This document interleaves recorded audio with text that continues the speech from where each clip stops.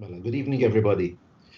Um, well, I think working towards the MIPP qualification is something very important, and we need to take it a bit more seriously. When the MIPP was set up, the idea of the MIPP was to better the standards, and the qualification was one means of gauging our progress in the photography world.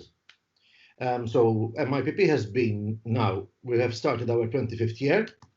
Um, and so we're going to be 25 years old, and also that's why some changes have happened. Obviously, we needed to update ourselves. Now, taking up the challenge, why? It is a challenge to go in for a qualification, and not everybody succeeds first time. No. Now, what are the MIPP qualifications? The MIPP qualifications, as I said, they are set up in 3 levels, as most of you might know. They are set there to gauge our level in photography. Even the licensed level is not easy to achieve, to reach. However, it's got a lot of satisfaction to go through it. As a matter of fact, last year, one of the LMIPP did not actually gain the distinction and license it. We'll be talking about that a bit later. So the first level is licensure, LMIPP, which gauges us more on the technical aspect of our photography. We'll be talking about that a bit more. The second level is the associateship, AMIPP. So this is where we start to be a bit more artistic. We start to, because we have already covered the first steps in the photography as regarding our technical aspects, technical abilities, then we can start to delve a bit more into being a bit more artistic.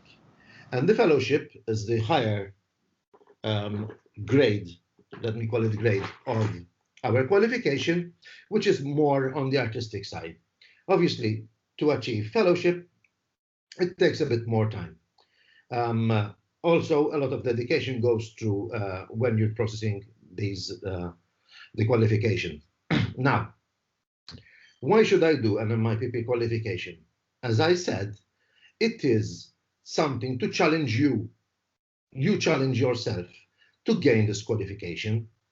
When you're starting with the MIPP qualification, the process in itself will help you to better yourself as a photographer. And the process will give you a lot, you will reach a lot of benefits from that process. All right? The benefits, as I said, it is mainly also you getting recognized within our community of photographers. All right, and our qualifications, the MIPP qualifications, are also recognized abroad by other institutes, other organizations. Sorry, what are the rules? The rules are pretty simple, and I will be explaining that in a little bit of a while. And then, what should I do to prepare for a qualifications panel? First of all, to prepare for your qualifications panel, you need to have quite a good number of images. It's useless going to say, listen, next November I want to do my qualification, and you start taking pictures now. Most probably you will not be able to make the grade. So it is very important that you go through the process of finding more material, shooting more, learning more, until you are satisfied with your with the level. Also, when you're preparing yourself for the qualification, besides bringing in a lot of images, all right, I will be talking about this in a little bit. I would recommend always the mentor. All right, and how long is the process of preparation? Well, it can take from a year, can take 2 years, 3 years, depends on you, how hard you're going to work, how serious you're going to take it. It's not something that you can do over a month. All right, it's not just sitting down looking at your images. It's not a competition here. We're gauging ourselves not against other photographers. You're gauging yourself against yourself here. So the process is very, very important, that obviously you will be able to analyze your work and obviously try to eliminate certain elements that in your work are not, in your photography, are not working. Now, basically, to go through the process, the MIPP, we've got our website, and at the bottom of the website, you can scroll through it, and I'm going to go to the website.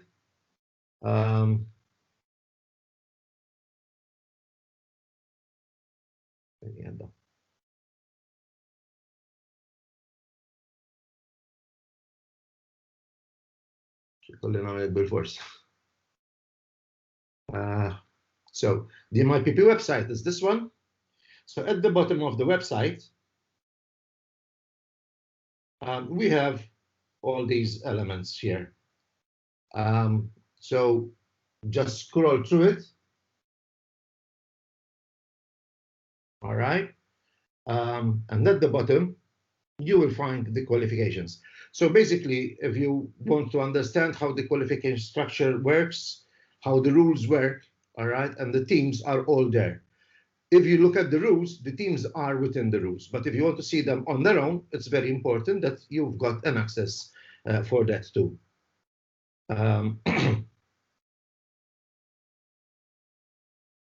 Now, so you can go to mipp-malta.com, and obviously this is the link to our rules, basically. All right. The teams of the MIPP, all right, these are the teams that apply for licensed and associateship. So they are in one part of the abstract of the rules. And some of these teams, as you can see, they've got an asterisk and a star, because they are there are more notes about them. So it, licensed and associateship, you get this genre of teams to work on. So obviously, when you're processing your images, when you're processing your set of images, the panel, all right, you need to see, to identify in which category you are going to be working in. All right. At fellowship level, the teams are open to the applicant, and they can maybe suggest a title, and that needs to be approved by the MIPP. Now, special teams not applicable for MIPP are the abstract, digital art, and fine art. All right, so here we see them with an asterisk. All right, and they are specifically mentioned over here. They are not applicable for LMIPP, and I'm going to discuss that in a little bit of a while. Also, mobile photography, that is images captured with a mobile phone, cannot be submitted with for the LMIPP. Why? Because it does not show the technical aspect that the applicant is applying in his photography. So the technical aspect is very important. And there are further notes in the same document that will expand on the other titles that need more explanation, so that there will be no gray areas. So these, you need to look into them properly, so that once you start analyzing your work, if you're going to go for macro and nature, there is a specific category, there's a specific explanation of what macro and nature should entail. All right. Now, how do the MIPP qualifications work? How are they assessed? As you can see, I've got 3 different sheets here for the qualifications. So at the licensed level, as we can see in the bottom here, marks weight for a licensed is 80% technical and 20% creativity. So these categories that are actually the elements that the judge will be looking at, they all have 20 points each. So if you have maybe 2 images which lack technical competence, so you are deducted by 2 points, so you get 18.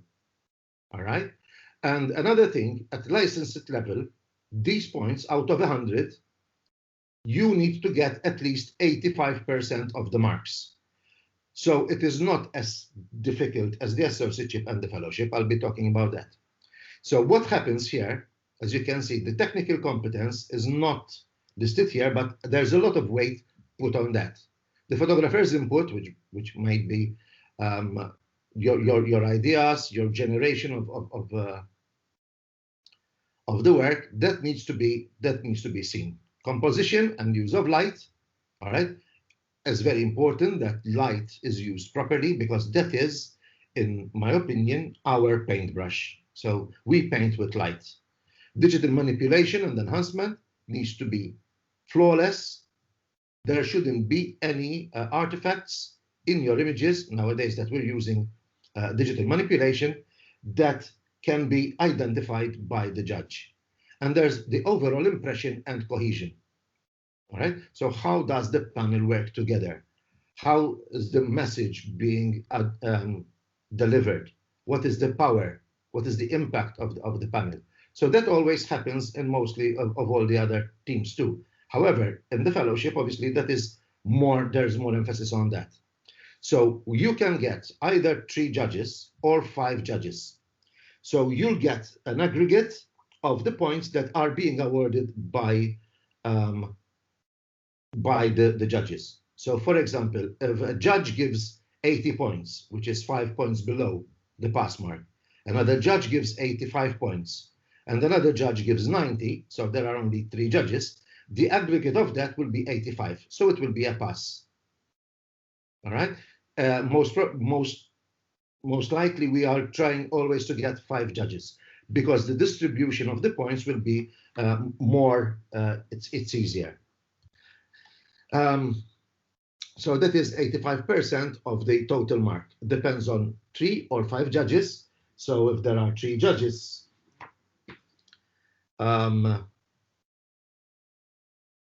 at license it, all right, I don't have the number here.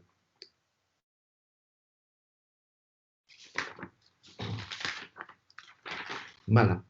So at the associateship level, obviously, as I said, we're stepping up.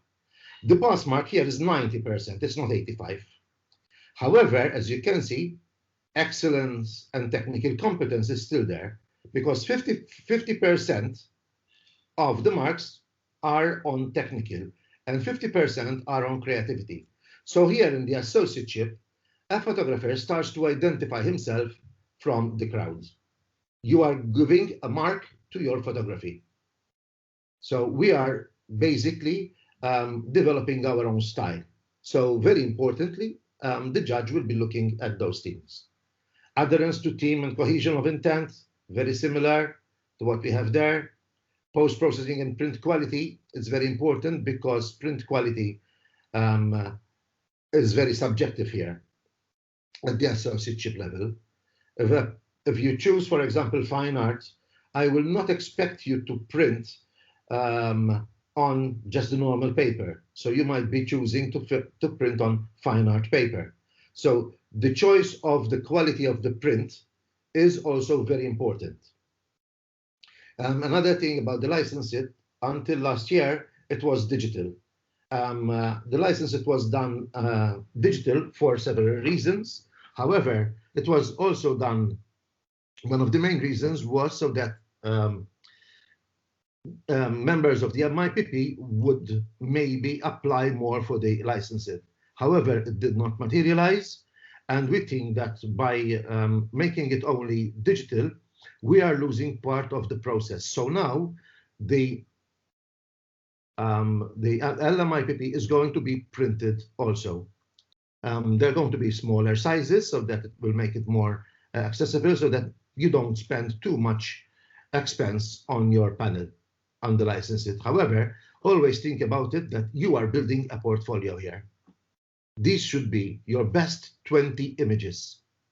All right. So once you've put these 20 images up there and they have been accepted as a pass at license or associateship, you have started, obviously, to build up your portfolio. So this is part of your portfolio here. Again, as I said, the associateship, it is balanced, all right, and the 90% mark is needed as an aggregate from all the judges. Now, the problem with associateship and license is not that much difficult because we have a good number of judges for these two qualifications. However, we don't have a lot. All right. So it's very important that we try also to, when we look at the teams, to have the competent judge on the panel when these panels are being judged. All right. So if it's like, for example, nature, we're going to try to have somebody who is competent in nature. The fellowship, no, this is the highest qualification. So 95% of the mark is needed for a member to pass. Now, the problem is here, obviously, that we don't have a lot of qualified fellows to judge the fellowship panel. And that fellowship, we need to have a good balance of judges that can look at this qualification. So we're seeing different elements here. All right. These are usually explained also to the judges. They would know how to do it. So we explain how to do it. For example, as I said before, you start with 20 points. So if there is a problem with your work and the judge decides to deduct on one print 1 point, so you get 19 points there. So this is how it usually works. Now, what is the process? First, importantly, is identify yourself in your imagery. Find your favorite subject, work to your strengths. If you don't like to take pictures of babies, do not submit a panel with babies. If you don't like fashion photography, you don't feel comfortable working with girls, maybe go for another element, go architecture or landscape. What is your genre that you are comfortable to work with?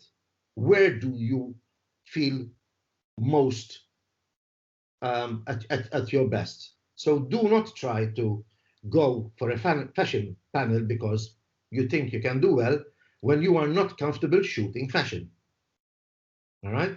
I had one, I was mentoring one person once, and he used to give me work for a fashion. And during the mentorship, and he came four times with about 60 images every time, and I choose nothing from these 60 images. And then I started to see the pattern. I said, you're not comfortable shooting fashion. What are you comfortable shooting? And he chose another genre. And he showed me some images. I said, okay, there we go. So let's work for that. We worked then on wildlife because he used to take pictures of insects and small creatures, which is macro nature. And actually he did pass. All right. So if you don't like to take pictures of people, go to architecture or landscape. All right. Because you need to have an affinity to your subject. I don't like to take pictures of animals. I'm not very keen on animals, so I will not use pet photography, even though I might have a lot of clients that give me pet images, but that is my work. But I'm not excellent at that. All right. So try to work away from maybe what you've got a lot in your arsenal as images and work to your strengths. Evidently, when I actually tried to get my qualification, and I went to the UK with the MPA, and I had weddings, portraits, and architecture, and they just could identify which process I hated, which was the portraiture. I didn't feel comfortable taking pictures of people. Weddings, they said, okay, you excel here, but this looks like you are earning a living from them. And they looked at the architecture, they said, okay, give us 20 images of the architecture and you will gain a pass. And obviously I came back home and I analyzed my process. It was a fail, was it? No, because I learned from it. The next time I actually submitted my images and I did again my associateship. This is about 20 years ago. So, okay, if you go to the YouTube channel, our MIPP YouTube channel, sorry, كل ضربت ملا.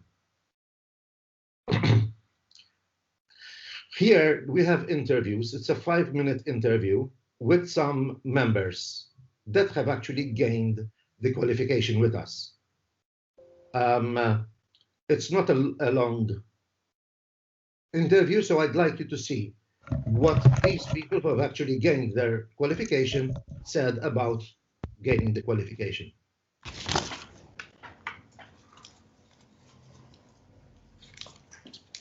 Okay, so I had two reasons to go for MIPP. Basically, considering photography for me has become an art form, every artist needs an audience. There's no point in producing something but being a drawing, a painting, but a photograph if it's not going to be appreciated by the public. And I think that having applied for an MIPP distinction shows you where you are, whether you've reached a level where you can feel confident that your work can be exhibited, shown to the public, used as a tool, teaching, etc. Knowing that you are striving to do your best. And yes, MIPP helped a lot in that respect. And MIPP qualification is the right way to challenge yourself. You will learn a lot, you will understand more about the genre that you tackle. Ideally, you tackle a genre which you are not very comfortable with, so that you start mastering it. And apart from everything else, an MIPP qualification can really be the starting point of you becoming a great photographer into the industry. I highly recommend it. When I started photography a few years ago, I spent the first year or two all over the place. Along the way, I was reading other courses and seeing people's work. But after a while, you want to focus on what you enjoy doing. You find your little niche. Going for qualification helps you reach that goal, which along the way, you're putting all your things you've learned into perspective, into a very precise space. You're assessed along the way, you're mentored along the way. What's most important, it gives you a sense of gauging how are you doing compared to other photographers. And then you're assessed by your peers, and that qualification helps you want to move forward and learn more. Gaining your qualification helped me improving my photography career. It gave me exposure, both looking at my peers and locally in photography. I'm seeing that some of you are not seeing what I'm sharing. However, let me check it again. I'm sharing my desktop, supposed. Check your screen, Charles. Check that you're sharing your screen. Screen at the sharing. Mala. How do I check it again? Others are seeing. Johan, it might be from your end. Yes, there are the interviews. The interviews. So there's Duncan at the moment. So you should be seeing the picture of Duncan. Most of them are seeing them. Complete the videos. I've reshared it again, just to make sure I was on the right track. And my qualifications are internationally recognized. Pushing for qualification gives you a target, gives you a goal. It helps you improve your body of work. Working for a single image gives you satisfaction. Repeating and working for a whole project gives you much more experience, gives you repeatability, increases your level. Mentoring, especially when my mentoring, is most quite useful for my parents, for my qualification. The mentor helps you and guides you to produce the best body of work you can produce for the final judging session. I first joined the MIPP, immediately I felt the urge to get recognized by the institute, and I applied for the qualifications. Working for a project was very challenging. I really enjoyed it because I believe that it is about the journey, not the destination. Getting a certificate is, I think it is important, but I believe also that having a body of work to back up this application is a must. I suggest all members of the MIPP to start working, to challenge themselves, because it's really challenging, it helps you a lot, it helps you as well to produce not just different images, but a body of work, which I found that it helped a lot in my photographic project. The MIPP qualifications are actually a benchmark. Firstly, they are also on a par with all the top international photography bodies. They are modeled on their own qualifications and distinctions, and it helps a photographer to raise his standard and level of photography. Actually, another important part of the qualification process is the mentoring that MIPP offers.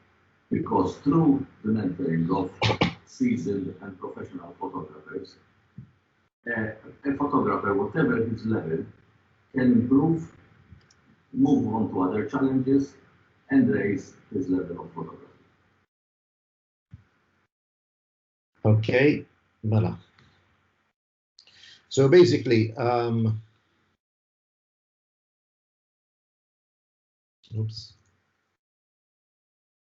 We have the MIPP channel here, all right? So you can actually log on to YouTube. There's the MIPP channel, and you can find these. However, they are on the PowerPoint presentation. The YouTube channel is that one. Now, the process.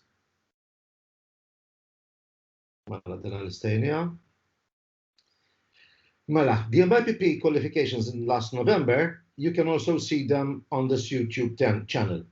So I'm not going to share it with you, but there are, sorry, I don't think I can do that. Mela. The MIPP qualification are over here. It is 1 hour long, and you can see it in pieces. So there are all the qualifications that we did last November under the quarantine problems with the COVID, and you can actually see it step by step. So you will understand also how the process works, what the judges look for, what the comments were given to the judges. So it helps you also to understand a little bit more. This is also under the YouTube channel. Just look up for MIPP qualifications 2020 and you'll find it recorded there. So now some sample of past work. This is one of the panels that was actually submitted for qualification last November. It did not make the grade. And I'd like to say, make the grade. It's not a pass or a fail. It is not a fail. Anybody who goes in for a qualification, as we heard some of the people talking, you pass through a certain phase. And I'm pretty sure that the person who actually did this qualification, all right, learned a lot from the process. And I'm pretty sure that he is working now towards bettering his photography. And I know he's working harder now because he wants to prove himself as a photographer. The work was good up to a certain standard, all right? However, I was mentoring this particular panel, and I was looking a lot more at the technical aspect. Judges saw something else. So seeking a mentor that you are comfortable with is very important. However, having a mentor does not mean you're going to be guaranteed success. So far, it's the only panel that I mentored that has failed. So basically, all right, I want to go there.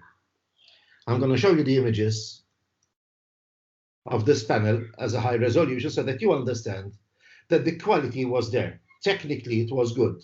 However, the judges felt it was a little bit overworked in some areas, and there were some cliché, some works that didn't need to be like, for example, the mask over here. They felt, you know, it's part of the normal daily routine, but the mask inside the home should have been left out. So being very careful when you're doing elements like this, so you don't have to be all the time just spoon feeding the judges what to look for. A lot of these elements, these are working about the situation we were living in a few months ago. It's about COVID. And a lot of people took up actually, this is the preferred image by the judges basically, because it says what people were doing during lockdown. So many people just enough, they took up and looked at their homes and they improved their home. Obviously, a lot of people were working from home constantly. As you can see, the images are there. And a lot of the work is very good. It's up to standard. The photographer had actually redone a lot of the work again. And he will maybe, if he's online, he can talk and say what was his experience about this. Right? But the images are good, they're there. You want to talk? Hi, Chas. Yes, Daniel. Hi, everybody. Yes, it was a very good learning experience. Basically, you challenge yourself for it, because you have to be good enough to come up with 20 images in succession. So each image is a challenge. So you will start notice that by the time you reach the last image, you always have improved a little bit. Then you have to keep on improving and editing, and it's a journey, it's a process, and overall it's a whole fantastic experience. So the experience was a positive one. And on making the grade, I believe it makes you a better person now. Yes. I know that you're working on different topics now. Yes. How is that? How did that affect you? How are you looking at photography now? I'm looking at from a more different point of view of shooting what am I comfortable with, as you said in the introduction to this session, rather than shooting something which is happening at the moment, or out of a necessity. So I'm doing research. I'm looking from a creative point of view, more artistic, and doing my research and dedicating time to research stuff before shooting. It's very important that Daniel has just mentioned that he's doing research. When we're working on a panel, especially something like this, or maybe other ideas that you might have, do research. Get ideas, do not copy, do not plagiarize. It's very important. Plagiarism is not accepted in any part of the qualifications. However, get ideas and develop them. Thank you very much, Daniel. Yeah, thank you.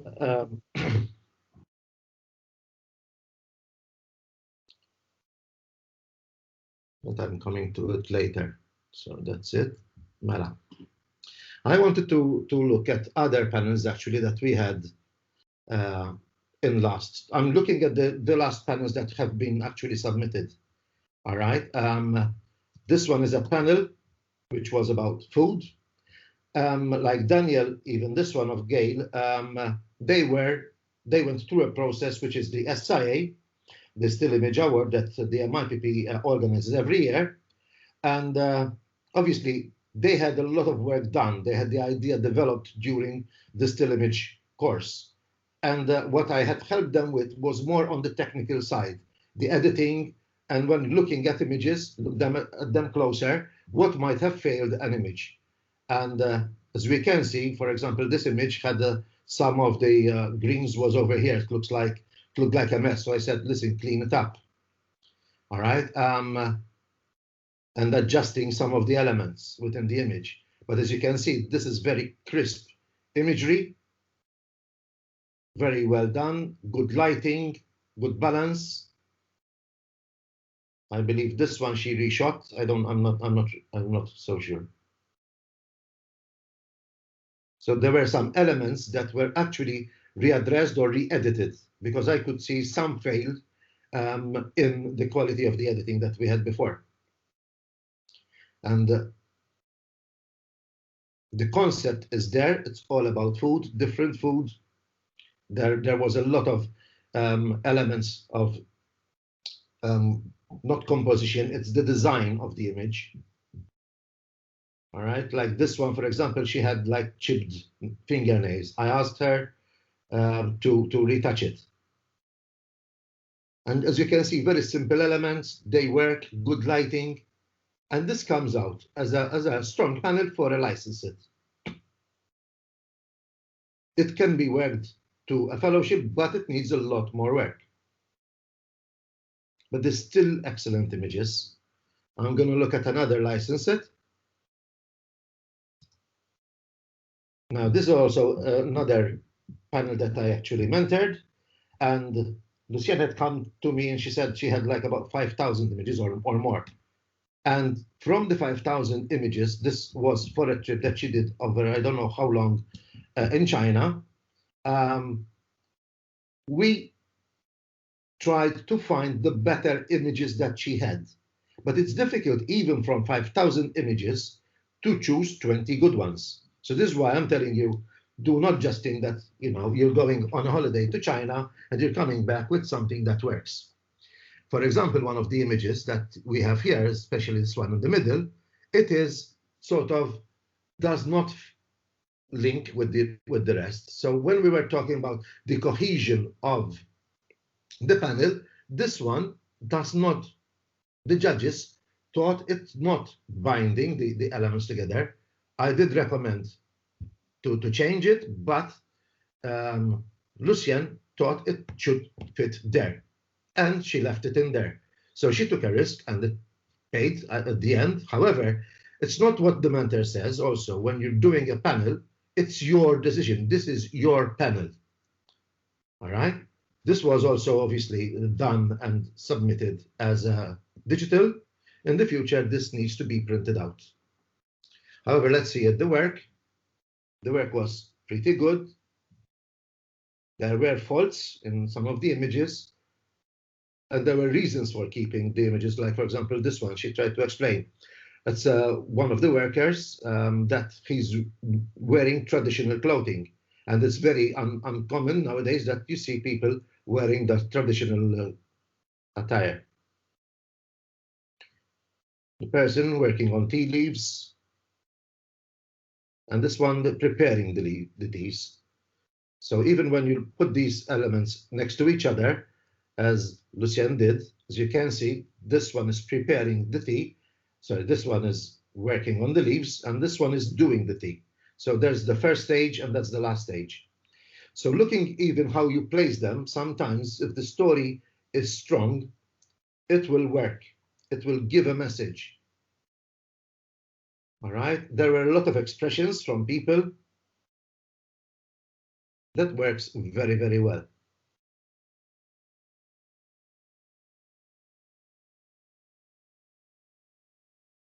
But as you can see, a lot of work goes into this work. A lot of analysis, how to crop it. Sometimes a lot of cropping or editing might need to happen in some of the images. So those were 3 licenses that we had for last year. I'm going through another set of images. Now, this is associateship. At the associateship, you need to present a statement of intent because the associateship is a step up. So you need to show why you've taken these pictures, what they mean, all right, and the story behind it, because this is more artistic. As you can see, a lot of women from different ethnicity, different skin tones, because they do not come from the same country. And these people were asked to use their hands and to show expression of sadness, anger, a lot of different emotions. And in this panel, this was printed on fine art paper, which was very successful. It went through very nicely with the judges. So you can see the level of work, good photography. So technically it's still there, 100% it's there. And there's just artistic element too.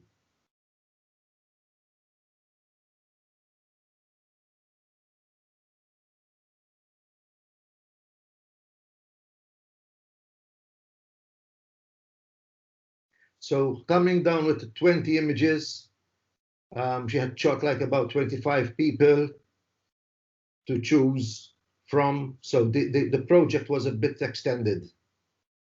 She didn't just choose 20 people. And as you can see, black background, black clothing, everyone is wearing the same the same attire. But it works. We're seeing another panel here. Obviously, these panels you can see on our website, but I'm showing you these images here because here I can show you bigger images. So this one was done over a period of time.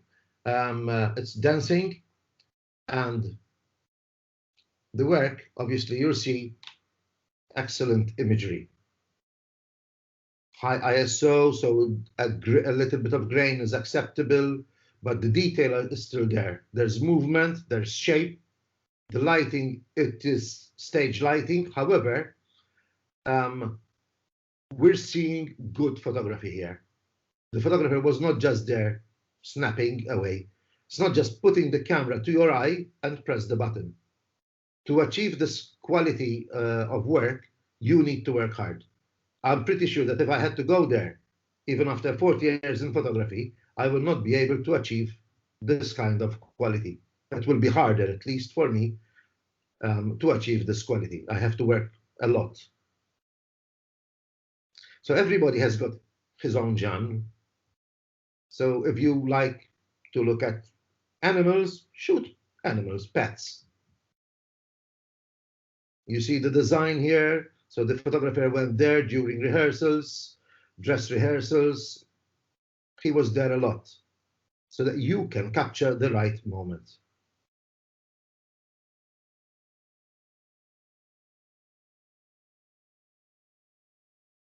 I'm just moving a little bit here because I'm seeing that we're close to 45 minutes here, and I'd like to get to some more questions and answers. I'm going to look at Earl and Tonio, which were on travel photography. However, we can see that the attachment of the photographer, even though it's travel photography, they had various different way of looking at landscapes. Earl likes to include himself in the images. In most of the images, you can see that there's a person against the natural habitats. So it gives you also a sense of space, how big, how vast this environment is. There's some excellent work, and the judges did praise it a lot.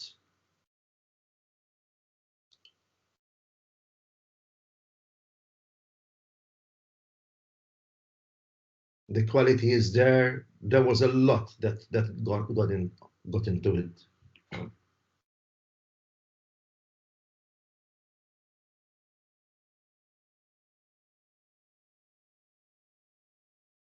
Obviously, you need to see the prints, because when you see the prints, you will understand how different it is. Tonio looked also through the through the eyes of the solitude that we have here, his desire to travel. And he felt he wanted to portray that in his photography. So he looked at isolation, even though we're seeing a lot of houses here, which even here, right? In many instances, you see isolation. What has COVID done to us? It has isolated us. And he was looking a lot at this isolation, the want to be in the nature, the want to be with people. Still, strong images. This is associative. So this is the second level. But even like looking at just one hut over here, and there's another hut on the other side, you know, that is isolation too. All right, there's the boat here, distance and space between one element and the other.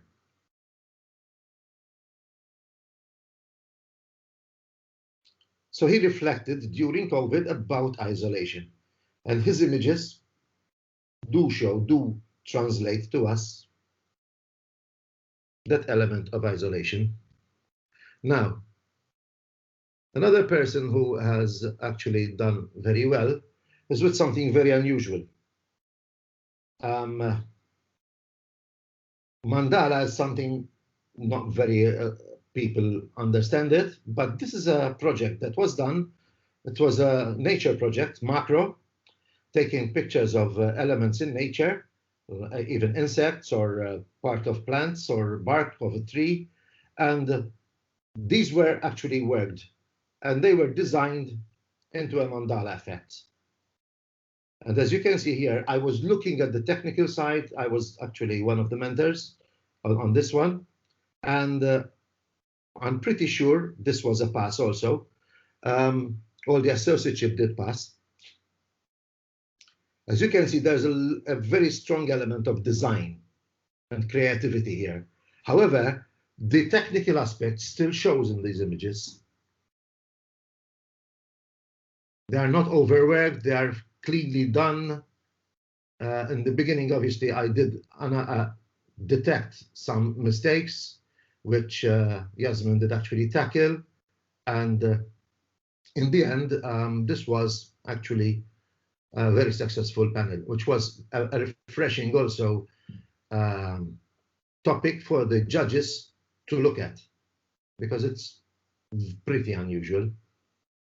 Yasmin, if you're here, you'd like to talk about it, your experience. Hello. Hello, everyone. Yes. I agree with you that it's very important to find the subject that you love. In my case, I love nature photography, and I introduced the additional difficulty of the macro, but since I loved it, I went for the challenge. And then I combined it with my love for digital manipulation to create something which is unique and which maybe when you create the panel, it creates that wow factor, which it's part of the points for the qualification afterward, and always try to create something unique. How did it affect you? Because you did the SIA too, and going to the qualification, did you see that you improved as a photographer or as a digital artist? That was the hardest part, because I had prepared 20 images for my final assignment of the SIA, and I loved the work that I produced. But in the beginning of the mentoring process, we started seeing the faults, and I had to trash most of them and continue improving on the technique, not only techniques of photography, but also the digital process of creating these images, creating more of these images until I had the final panel. But it was a process I had to go through, and I learned a lot from it. I'm very happy that I did it. So as you can see, guys, the idea of doing a qualification is not just to gain a certificate, but it identifies you as a person. It gives you a lot of satisfaction. And even though, like Yasmin said, she had already a panel of 20 images, when we started to analyze them, there was another period of growth. All right, she had worked on her panels for quite some time. I'm sure it's months. She did this. However, at the end, going with a mentor meant that these small aspects are seen in more detail. Now, how do you measure your success? It is how much energy you put into your project. All right? Your success is not that piece of paper, which obviously it's very happy. You'll be happy to receive in the end. It is a recognition of what you've done. However, your success is how much effort you've put into it, what you've learned. That is what I believe should be what you should be measure at. Who is a fail? A fail is anybody who is not submitting a qualification. You are failing to recognize yourself. I'm saying this, and I always highlight it. A person who does not make the grade is not a fail. He has learned a lot. But a person who does not or is afraid to submit a qualification, that is a fail. You have learned nothing. You have not tried. So I urge everyone, yes, and this is what you've heard also in the video that we've seen. Please do work towards a qualification, because that is what the MIPP is for. All right? Is the mentor a guarantee to success? No, as I said before, and I've seen other panels that have been mentored and they did not make it. And they were mentored by very good mentors. All right? It is up to the individual to actually submit the work. The mentor is there to maybe see some of the work that is being done, give suggestions, but at the end of the day, if I am a mentor, I do not take the final decision. It is the photographer. It is you who are working on this process that takes the final decision. I mentioned like that one of the China, the person wanted to leave the doorknob in the picture because she felt it binds the images together. I encourage everyone to attempt a qualification. It is, as I said, it's the process that gives you a lot of satisfaction. Do allow time. Sit down, do research, analyze images, analyze other people's images, discuss your images. Do not be offended when somebody says something about your image. Just take it home and, you know, absorb what has been said. And obviously look at the images in an objective way. Do not look at the images because you feel so attached to them. Our attachment to our own images does not improve us.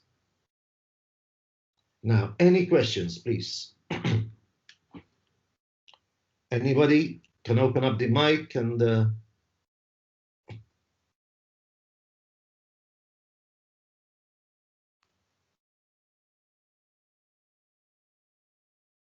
tridu jew olidejkom jew just write in the comments. Charles, Andy. you mentioned plagiarism. Mm-hmm. Considering that, you know, I know what plagiarism is, but considering that so many images have been taken, I would say that to be completely original, it's quite difficult. You agree?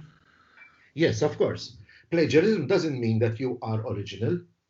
If we're seeing portraits, a lot of people have taken portraits, but it's the idea that makes those images of Amanda Sue as unique.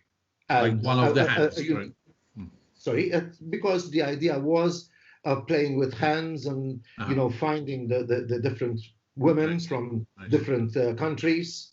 So the idea was well executed.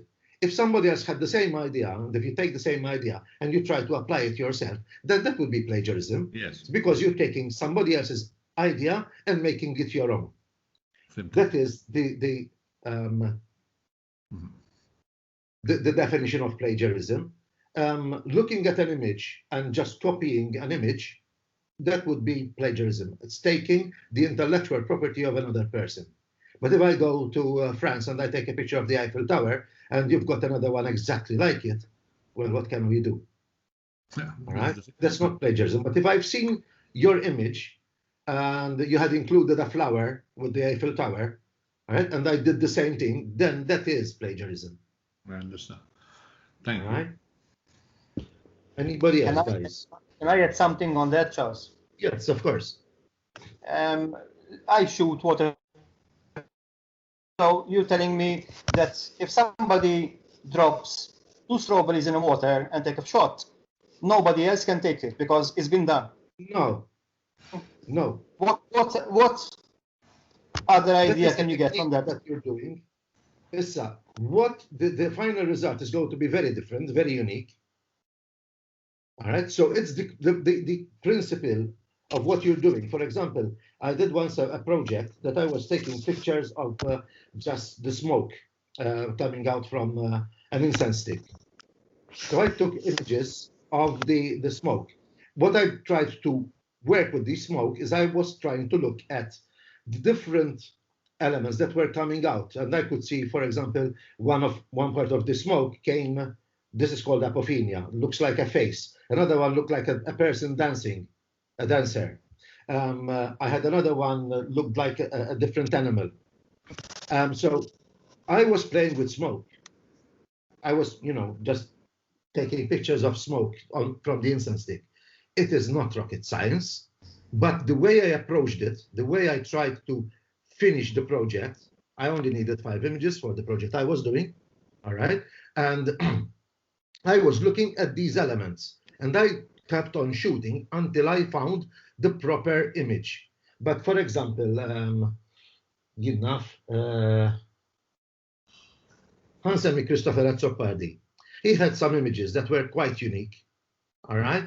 If you know how he did them, and you do exactly maybe this, using the same spoon and throwing honey on the spoons to take a picture, do something else. Take an inspiration.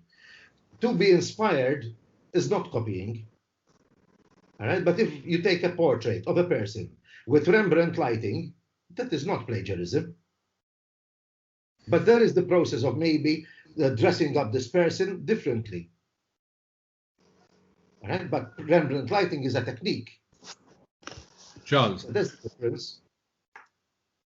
Charles Andrew Ejait. I asked the question because when I did the SIA course, my panel was portraiture, and it was based on emotions. Obviously, the standard was nowhere near the one we saw today. I think it's Amanda's, with the hands. Yes. Nowhere near, I mean, in terms of quality. But in the concept was also emotions, different emotions. Yeah. But how you process it was different. Very different, yes. But so that is not considered plagiarism if I work, because one of the things I was thinking of doing if I have to do the licensing, it was to develop more that concept, Yes. So But once I also did a project with emotions. So what I did, just imagine what I'm going to explain this. I went into my studio. I still had my studio in Tashbish, locked the person for half an hour in the studio in pitch darkness, and I took away their mobile.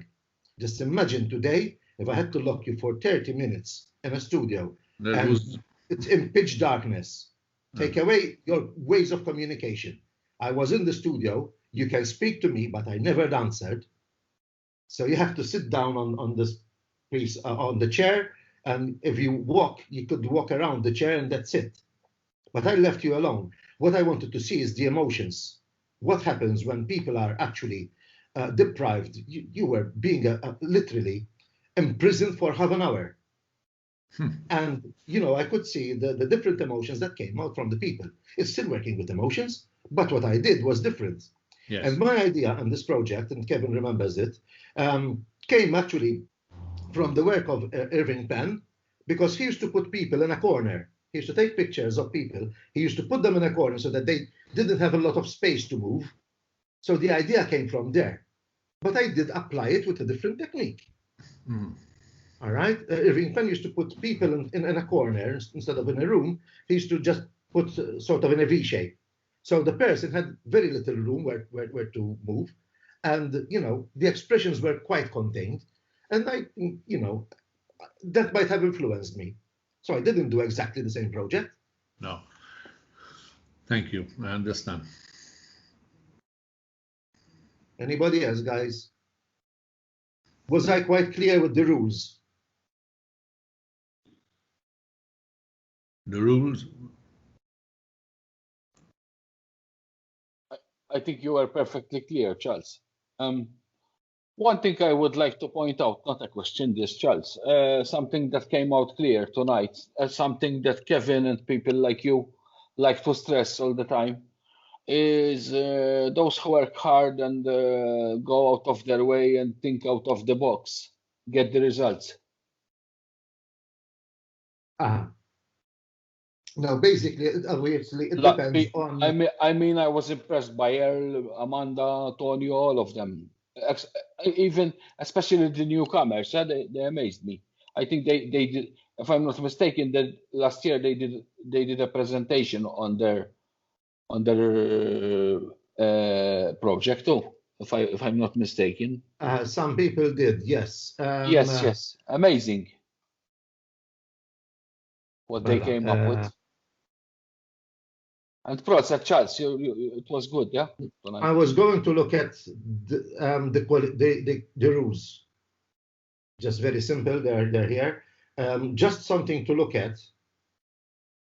Very important. If you come into the rules and if you want to click on something, this is linkable. All right. So rules and regulations for the licensed, and it takes you exactly where you want to go. And here, this gives you exactly the basic rules, how images are assessed, etc. So just go through them. Just go through the rules. But if you need any help, I'm here. I will gladly answer your questions. These rules have actually been updated recently. As you can see, they've been revised last January because of certain aspects that we actually went through the whole document so that we make it a bit more up to date. And so, don't be afraid. Don't be afraid. I encourage everybody, even if you do not succeed first time, you will learn from the process. Charles, when you are browsing through the document and you went on the licentiate page, if I saw well, it mentions prints, but in actual fact, the licentiate, as far as I know, is digital one. No, the panel. It was digital. We updated it, and I mentioned it before. Okay, of course, you were not here in the beginning. I wasn't here from the beginning. No. All right. So what we did now is with the border, it needs to be 14 by 14. So you can have an 8 by 10 with a 2 inches around it. We did it, and I said it in the beginning, initially when we did it as a digital, it was sort of to encourage people because you are not going into the expense of printing. So that we thought that we were going to have a lot more licensure, but it never materialized. So we think also that by not having the print in the process, you are losing part of the experience. So it's very important that, yes, do it. 20 images, 14 by 14. You don't need to print them on fine art paper, but make sure that they are printed on very good quality paper. And it gives you a lot more discipline because you will have to look into the process of going to the print and analyzing the print and going through the process also of the digital transformation, how to transform an image into a print. So this is now, it is prints again. Thank you. Shatiħor, guys.